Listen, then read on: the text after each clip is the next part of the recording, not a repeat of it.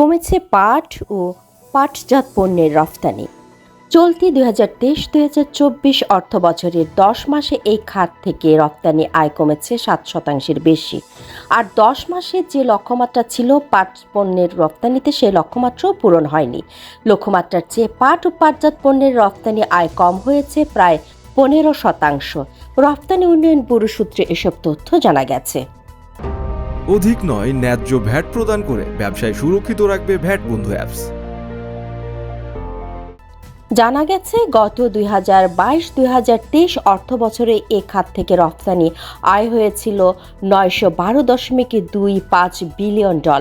আর চলতি অর্থবছরের দেশ থেকে পাট ও পাটজাত পণ্যের রপ্তানি লক্ষ্যমাত্রা নির্ধারণ করা হয় $1 বিলিয়ন কিছু বেশি। আর এই বছরের ১০ মাসে রপ্তানি আয়ের লক্ষ্য ধরা হয় $৮৩.57 মিলিয়ন। এর বিপরীতে ১০ মাসে পাট খাত থেকে রপ্তানি আয় হয়েছে $৭১৬.৪৪ মিলিয়ন। গত বছরের ১০ মাসে আয় হয়েছিল $৭৭০.৮২ মিলিয়ন।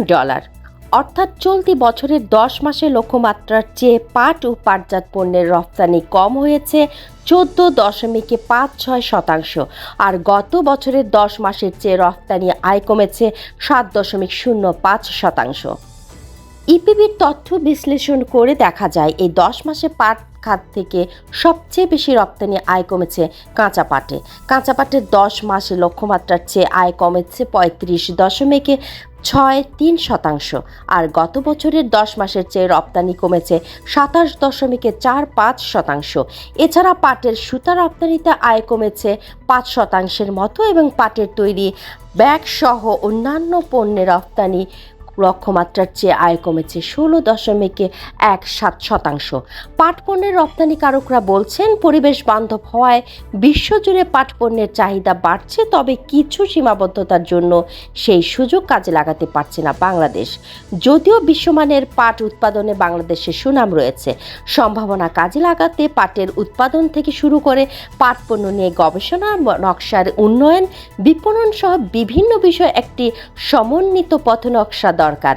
সেই পথনকশা অনুযায়ী কার্যকর ব্যবস্থা নেওয়া হলেই পাট পণ্যের রপ্তানি বাড়বে। বিশ্বজুড়ে পাটজাত পণ্য, বিশেষ করে বহুমুখী পাট পণ্যের সবচেয়ে বেশি সম্ভাবনা থাকলেও সেই রপ্তানি কম বাংলাদেশে। দীর্ঘদিন ধরেই পাট ও পাটজাত পণ্য রপ্তানির মধ্যে পাটের সুতার রপ্তানি বেশি। দ্বিতীয় সর্বোচ্চ রপ্তানি হচ্ছে কাঁচা পাট, আর তৃতীয় হচ্ছে পাটের বস্তা। বাংলাদেশ বিনিয়োগ উন্নয়ন কর্তৃপক্ষ বিডার তথ্য অনুযায়ী বিশ্বে পাট উৎপাদনে বাংলাদেশ দ্বিতীয়। বছরে দেশে ৯০ লাখ বেল পাট উৎপাদিত হয়। আগামী ৫ বছরের মধ্যে পাট পণ্যের রপ্তানি $৫০০ কোটি উন্নত করা সম্ভব। এ খাতে উদ্যোক্তারা বলেন, ১ টন কাঁচা পাট বা বস্তার পরিবর্তে বহুমুখী পাট পণ্যের দাম ৫০ গুণ বেশি হয়ে থাকে। সম্ভাবনা থাকায় এ খাতে নতুন উদ্যোক্তা আসছে, তবে চাহিদা অনুযায়ী কাঁচামাল পাওয়া যাচ্ছে না। ভারতের পাট কলগুলোতে ১০৬-১০৭ ধরনের কাপড় তৈরি হয়, আর বাংলাদেশে তৈরি হয় মাত্র ৪ থেকে ৫ ধরনের কাপড়। তাছাড়া পণ্যের নকশা নিয়েও ভুগছেন উদ্যোক্তারা। টেকনিক্যাল টেক্সটাইল, তৈরি পোশাক, গার্ডেনিং বা বাগান, অটোমোবাইল ও প্যাকেজিংয়ে পাট পণ্যের সম্ভাবনা রয়েছে।